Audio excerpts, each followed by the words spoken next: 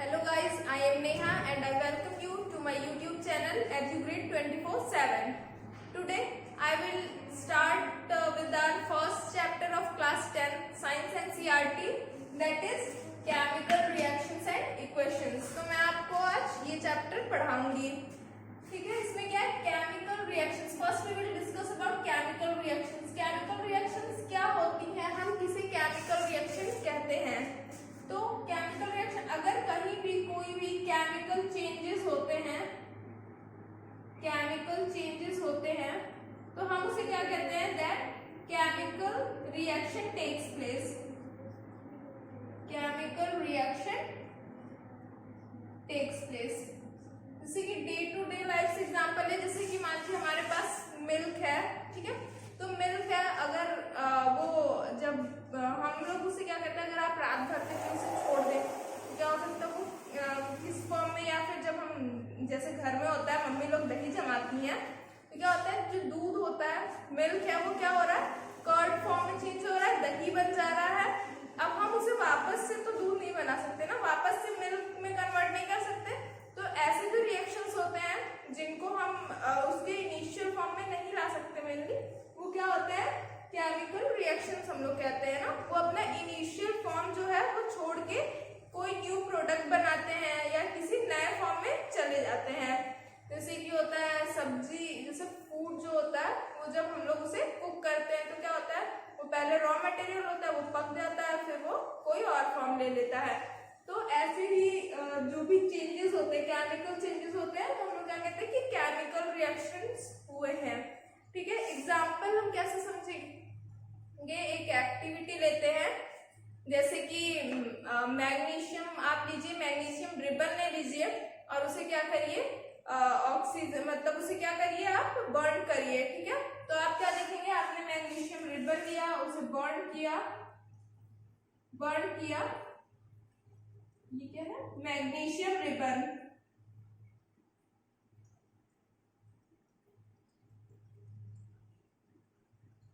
तो जब आप इसे बर्न करेंगे तो ये किसमें चेंज हो जाएगा, व्हाइट पाउडर में। तो ये क्या हो गया, मैग्नीशियम रिबन को जब हमने बर्न किया in the presence of oxygen, जब बर्न किया तो ये किसमें चेंज हो गया, व्हाइट पाउडर में। तो ये क्या हो रहा है, यहाँ पे केमिकल रिएक्शन हो रही है, ठीक है। और एक क्या एग्जांपल ले सकते हैं, आप मान लीजिए, ले लीजिए लेड नाइट्रेट का जब रिएक्शन आप कराएंगे पोटेशियम आयोडाइड से, तो ये किसमें चेंज हो जाएगा,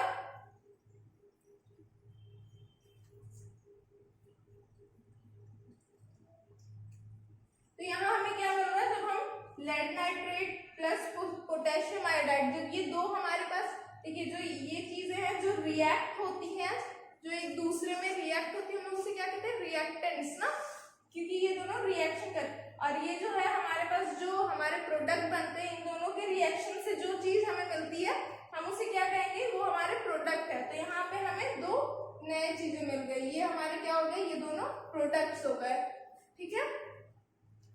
तो बात आती है कि जो हमारे केमिकल रिएक्शंस हैं उसे हम कैसे रिप्रेजेंट करते हैं,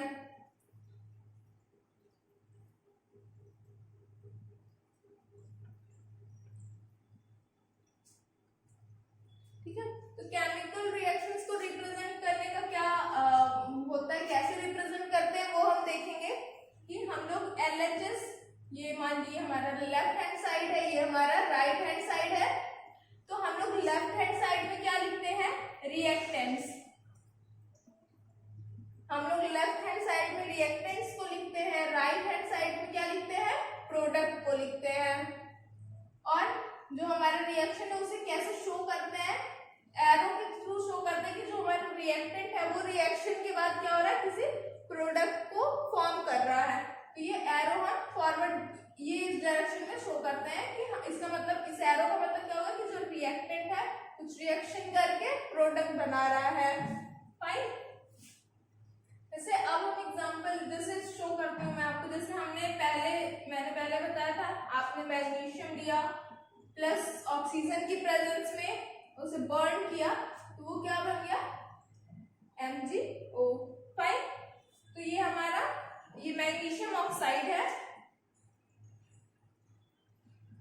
मैग्नीशियम ऑक्साइड में फॉर्म हो गया।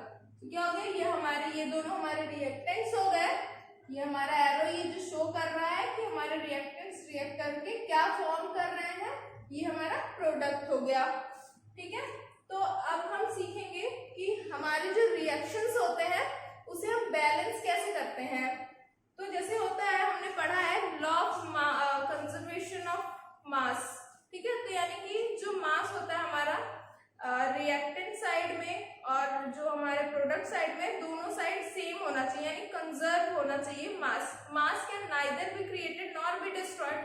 तो उसी तरीके से हम इसमें क्या करेंगे कि जो एटम्स हैं, number of atoms in the reactant side must be equal to the number of atoms in the product side. तो हम लोग इसी बेसिस पे जो होता है हमारा रिएक्शन उसे बैलेंस करते हैं। So now we will discuss how to balance an chemical equation. Okay, so let's take the example हम क्या लेंगे, Fe plus H2O gives Fe3O4 plus H2। तो अब हम इसे बैलेंस करेंगे, इस रिएक्शन को। बैलेंसिंग हम कैसे करते हैं कि जितने नंबर ऑफ एटम्स इस साइड होंगे एलिमेंट्स के, उतने ही नंबर ऑफ एटम्स इस साइड भी होने चाहिए ईच एलिमेंट के। जैसे Fe यहाँ पे अगर यहाँ 3 है तो यहाँ भी 3 होना चाहिए। ऑक्सीजन या इस साइड 4 है, यानी राइट हैंड साइड में 4 है तो लेफ्ट हैंड साइड में भी इसके 4 एटम्स होने चाहिए। तो हम इसे बैलेंस करने के लिए फर्स्ट स्टेप में क्या करेंगे, फर्स्ट थिंग हम इन सारे ही एटम्स को क्या करेंगे, जो भी हमारे पास कंपाउंड्स एलिमेंट्स दिए हुए जैसे H2O है, Fe है, हम इन सबको क्या करेंगे, ब्रैकेट में बंद कर देंगे। Box is missed. ऐसा हम क्यों कर रहे हैं, हम इसलिए कर रहे हैं ताकि इसके अंदर हमें कोई चेंजेस नहीं लाने, जो भी चेंजेस लाएंगे हम इसके इन बॉक्सेस के बाहर ही लाएंगे। ठीक है, सेकेंड स्टेप में क्या करेंगे कि जो हमारा सबसे ज्यादा जिस भी मतलब हमारे पास जो भी यहाँ पे दिए हुए हैं प्रोडक्ट्स है या रिएक्टेंट्स है, उसमें जिसमें सबसे ज्यादा नंबर ऑफ एटम्स होंगे हम पहले उसे बैलेंस करेंगे। तो यहाँ हम देख सकते हैं कि किसमें Fe3O4 में, और हम इसे इसमें ऑक्सीजन में सबसे ज्यादा एटम्स है तो हम पहले इसे बैलेंस करेंगे। यहाँ हम लिख लेंगे कि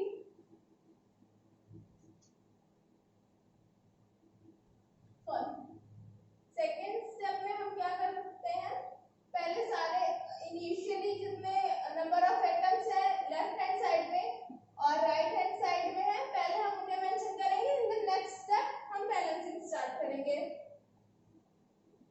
यहाँ हमने लिख लिया एलिमेंट्स, हमारे पास हो गए Fe, हाइड्रोजन एंड ऑक्सीजन, ये हो गया लेफ्ट हैंड साइड में एटम्स, और ये राइट हैंड साइड में एटम्स। तो यहाँ पे Fe में देखिए लेफ्ट हैंड साइड में कितने हैं, Fe के सिर्फ एक ही एटम है तो हमने लिख दिया 1, और राइट हैंड साइड में कितने हैं, 3 हैं। ठीक है, हाइड्रोजन के कितने हैं, 2 हैं, राइट हैंड साइड में कितने हैं, 2 हैं, 2। ऑक्सीजन के कितने यहाँ पे 1 है और यहाँ पे कितने 4 है। अब हम बैलेंसिंग स्टार्ट करेंगे, तो पहले ऑक्सीजन को बैलेंस करेंगे। ठीक है, ऑक्सीजन, इसके एटम्स लिख लेते हैं हम। ठीक है, यहाँ इनिशियली लिख लेंगे कि इनिशियली हमारे पास कितने और हमें कितने बैलेंस करने के लिए चाहिए, तो बैलेंस यहाँ हो जाएगा राइट हैंड साइड में और ये हो जाएगा लेफ्ट हैंड साइड में। तो इनिशियली हमारे पास कितने हैं, ऑक्सीजन के देखिए यहाँ 1 है, 1, और वो किस कंपाउंड में है, वो किस में है, H2O में है, इन H2O। लेफ्ट हैंड साइड में H2O में है, राइट हैंड साइड में इनिशियली किस में है, Fe3O4 में कितने हैं, 4 इन Fe3O4। अब यहाँ देखिए इसमें मैक्सिमम नंबर ऑफ एटम्स है तो हम पहले इसे लिख लेंगे। ठीक है, मैक्सिमम है तो यहाँ 4 होगा, और हमें अब लेफ्ट हैंड साइड में भी 4 चाहिए होगा बैलेंस करने के लिए। यहाँ पे 1 है तो 1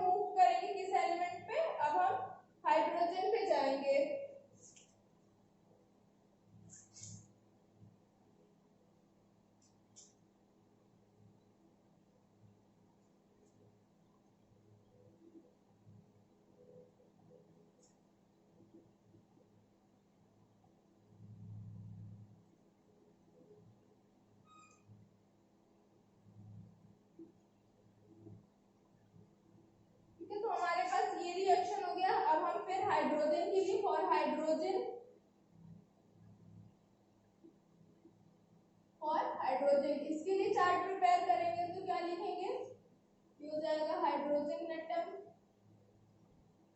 और ये इनिशियल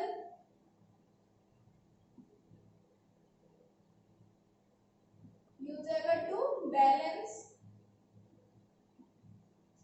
लेफ्ट हैंड साइड में और ये राइट हैंड साइड में। तो इनिशियली देखिए लेफ्ट हैंड साइड में अब हमारे पास कितने नंबर ऑफ एटम्स है, और हाइड्रोजन के पास 4 × 2, ये जो हमने यहाँ 4 लिखा हुआ है वो दोनों ही के साथ मल्टीप्लाई होके अगर हमसे कोई पूछेगा कितने नंबर ऑफ एटम्स है तो हम 4 × यहाँ पे 2 है, इस बॉक्स के अंदर 2 हाइड्रोजन के एटम है तो 4 × 2 8 हो जाएगा, 8 in H2O हाइड्रोजन के एटम्स। और हमसे अगर किसी ने पूछा ऑक्सीजन के तो 4 × 1 ऑक्सीजन। यहाँ अगर कुछ भी मेंशन नहीं है तो हम उसे 1 अज्यूम करेंगे ना, क्योंकि एक ही है। तो ये हो गया। राइट हैंड साइड में हमारे पास कितने हाइड्रोजन के 2 एक H2, ठीक है। तो हमारा ये मैक्सिमम है 8 और 2 में 8 बड़ा, तो पहले से 8 यहाँ मेंशन कर लेंगे। अब हमें 8 इस साइड भी चाहिए, राइट हैंड साइड में भी चाहिए, तो हम क्या करेंगे 2 × 4, 2 × 4 क्या हो जाएगा 8 हो जाएगा। उसके बाद फर्दर हम अपना रिएक्शन लिखेंगे। फर्दर रिएक्शन क्या हो जाएगी हमारी, क्या बनेगा Fe एज इट इज रहेगा प्लस 4H2O था, Fe3O4 इसमें भी हमने कोई चेंजेस नहीं किए थे, प्लस अब हमें क्या करना है 4 से मल्टीप्लाई करना है H2 में, तो 4 × H2, ठीक है। तो अब हमारे कौन कौन से अभी एटम्स बैलेंस हो गए, ऑक्सीजन के बैलेंस हो गए और हाइड्रोजन के बैलेंस हो गए। अब हम मूव ऑन करेंगे Fe पर। तो Fe के लिए क्या करेंगे, इनिशियल ये हो गया, इनिशियल ये हो गया to balance left hand side में और राइट हैंड साइड में, ये हमने 2 कॉलम बना लिए। देखिए तो इनिशियली इसमें कितने Fe के लेफ्ट हैंड साइड में 1 in Fe, एक एटम है Fe में, ठीक है। यहाँ पे कितने 3 एटम्स हैं Fe3O4, यहाँ पे 3 है, तो हम यहाँ पे क्या लिखेंगे 3 और 1 × 3 करेंगे, ताकि लेफ्ट हैंड साइड और राइट हैंड साइड के एटम्स जो है वो क्या हो इक्वल हो। तो हमारा रिएक्शन क्या, मैं यहाँ ऊपर लिख देती हूँ,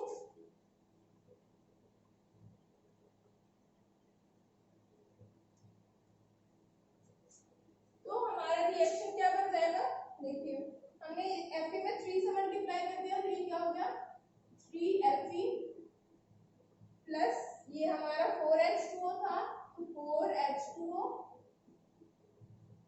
इट गिव्स, हमने इसमें कोई मल्टीप्लिकेशन नहीं दिया है, वो एज इट इज रहेगा Fe3O4 प्लस ये हमारा 4H2,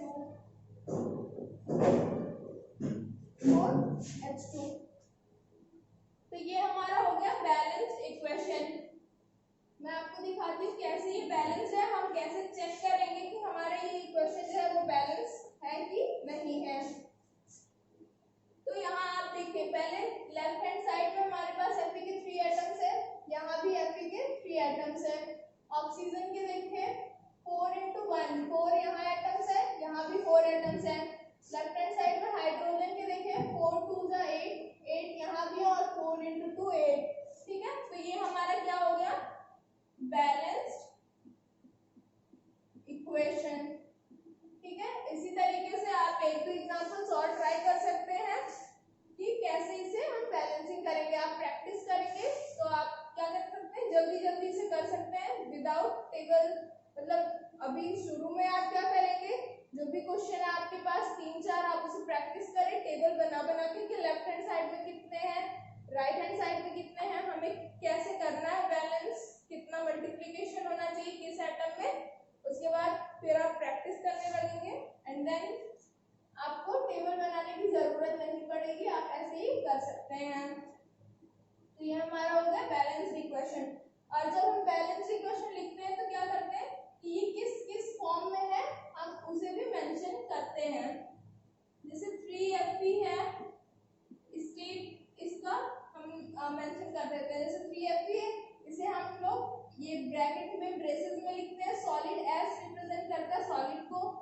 प्लस 4H2O, ये क्या हो जाएगा लिक्विड, इट गिव्स Fe3O4, ये भी सॉलिड, प्लस 4H2, ये क्या हो गया हमारा गैसेस स्टेट में हो गया, तो हम इसे ऐसे रिप्रेजेंट करते हैं। ठीक है, कुछ कुछ रिएक्शंस होते हैं जिसमें हम क्या मेंशन करते हैं टेम्परेचर, जैसे यहाँ पे हम मेंशन कर देते हैं कि कितना टेम्परेचर जो रिएक्शन हमारा प्रोसीड हो रहा है वो कितने टेम्परेचर और कितने प्रेशर पे हो रहा है वो भी हम यहाँ लिख देते हैं। ठीक है, तो ये हमारे थे बैलेंसिंग के steps. In the next class we will discuss about our further chapter means further topics, reactions जैसे कि हमारे पास होते हैं डिस्प्लेसमेंट रिएक्शन हो गए, डबल डिस्प्लेसमेंट, तो ये सारे टॉपिक्स हम अपने नेक्स्ट वीडियो में डिस्कस करेंगे। Thank you.